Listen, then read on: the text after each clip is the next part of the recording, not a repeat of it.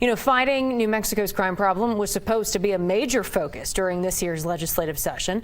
And while state lawmakers did send the governor a public safety package, not a single bill directly addressing juvenile crime made it to her desk. Our team coverage continues tonight with Griffin Rushton. You covered the entire legislative session for us. And speaking of juvenile crime, that is an issue listed in this order to bring the National Guard here. The governor said she's willing to call a special session to address juvenile crime. So what can you tell us about maybe those conversations at least? I mean, that was 3 weeks ago, Tessa, and the governor said today that those conversations still happening behind closed doors. Now, she did say she's meeting with legislative leaders to figure out a path forward here, and that's probably a good thing considering last year's rather lackluster special session. You'll remember lawmakers adjourned in just a few hours back in July after refusing to rush through the governor's criminal competency reform bill. And without some type of game plan ahead of time, it's safe to assume that's exactly what would happen during a juvenile justice focused special session.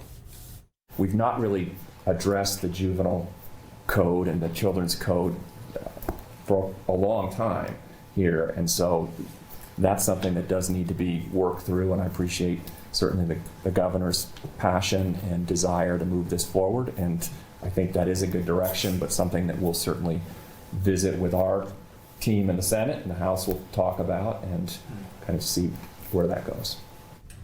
Legislative leaders suggest they would rather spend the summer and fall this year working through a comprehensive juvenile justice reform bill and then hit the ground running during next year's session. That's exactly what they did with that competency bill. But the governor insists that's just too long to wait for this. It's between 3 and 4 days a week. I have a teenager with a near fatal shooting situation every week. I don't know how you wait. How many victims is that a week? We do not have a body of law that takes these issues into consideration, and we must.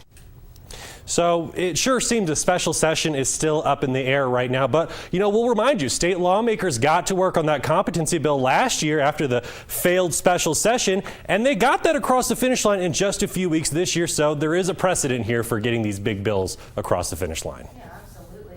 We know the governor is still working through, you know, all the other bills lawmakers did approve during the session. Yeah, she sure is. And she only has until this Friday to sign those bills into law or let them become pocket vetoes. Now, the governor did sign 4 water-focused bills into law today, including ones banning toxic PFAS chemicals throughout the state and establishing a new strategic water supply initiative to hopefully conserve more of the state's dwindling freshwater supplies. We're going to have a lot more on those bills a little bit later in this newscast.